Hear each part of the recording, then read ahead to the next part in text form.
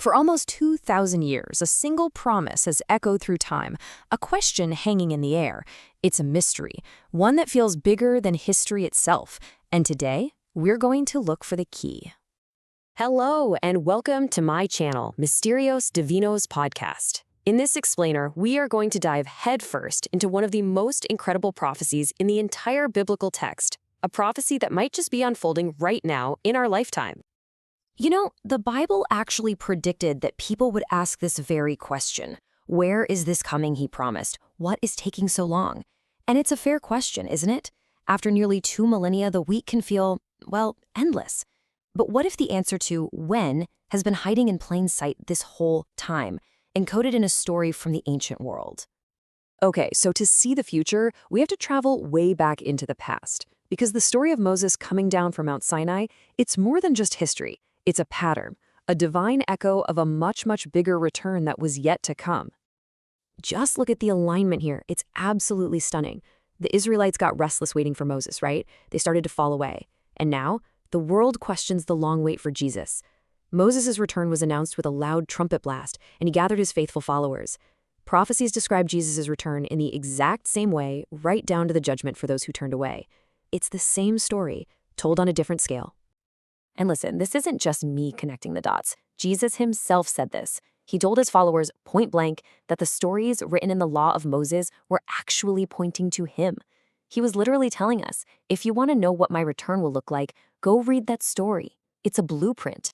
So, if Moses gives us the pattern, where do we find the timeline? For that, we need to learn how to read the Bible's unique prophetic language.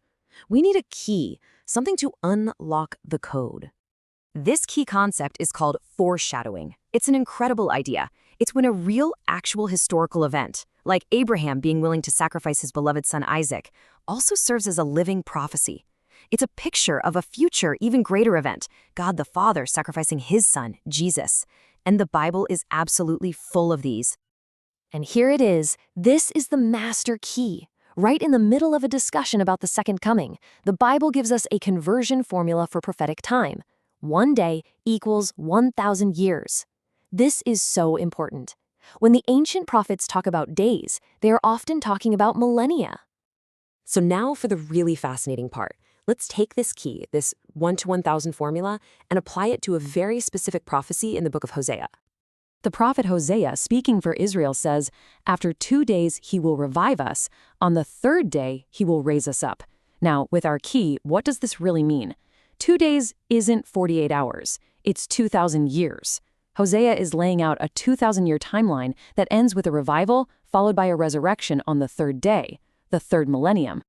Let's just map this out on a timeline. The prophetic clock starts around 30 AD, with the crucifixion and the scattering of the nation of Israel. Add 1 prophetic day, or 1,000 years, and you get to 1030 AD. Add the second day, another 1,000 years, and it brings you right to the year 2030. The prophecy says that after these 2 days, they would be revived. And this is where I get chills, because look what happened. In 1948, toward the end of that second prophetic day, after nearly 2,000 years of being scattered across the globe, the nation of Israel was miraculously reborn. They were revived, exactly as Hosea predicted, perfectly setting the stage for whatever is supposed to happen on that 3rd day. But this is where the story goes from fascinating to truly mind-blowing. Because this 2,000-year timeline, it doesn't stand alone. It converges almost perfectly with another much grander biblical timeline that started all the way back at the dawn of creation. From the creation of Adam all the way to the first coming of Jesus was a period of about 4,000 years. Prophetically speaking, that's 4 days. It was long understood that the Messiah would arrive sometime after these 4 millennia. So, where are we on that clock? Well, right now, we are rapidly approaching the 6,000-year mark since Adam. We are at the very end of the 6th prophetic day of human history. So you see what's happening, right? The end of the 2 days, the 2,000 years since the crucifixion, is lining up almost exactly with the end of the 6 days, the 6,000 years since creation. It's like 2 massive ancient clocks are about to strike midnight at the very same moment. This chart really lays it out. That third day from Hosea's prophecy, which starts right around 2030, is also the seventh day in the grand creation timeline. And what is the seventh day famous for in the Bible? It's the Sabbath, the day of rest. It's a picture of that prophesied 1,000-year reign of peace on earth, the millennial reign. What we're seeing here is a prophetic alignment of unbelievable significance. A timeline that started with Israel's scattering is merging with a timeline that started with humanity's creation itself. Now let me be very, very clear. This isn't about setting a date. Absolutely not. The Bible says no one knows the day or the hour. But in the very next breath, Jesus said we can and should know the season. Just like you know summer is coming when you see a fig tree putting out its leaves. And so that just leaves us with one final, very powerful question to think about.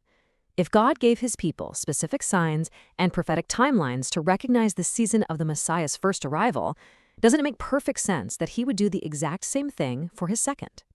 The patterns are all pointing to a single point in time. What do you think about all this? If you like this explainer, please subscribe for more divine mysteries, leave a like, and definitely comment with what you found most interesting. And if you know someone else asking these same questions, please share this video. Thank you so much for joining me.